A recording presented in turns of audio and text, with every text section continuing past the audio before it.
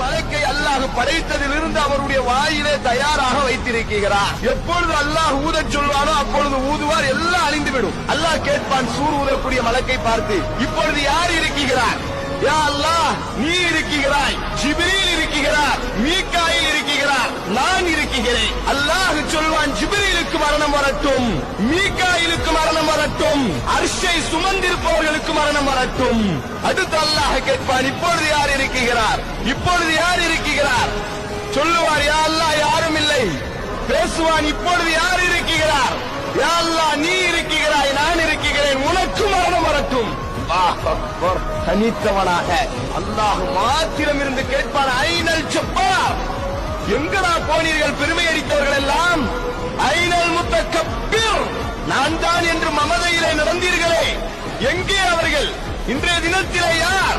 இந்த பூமியின் மீது எங்கே இருக்கிறீர்கள்? சொல்வான், ஆனல் மலிக், நான் தான் அரசன்.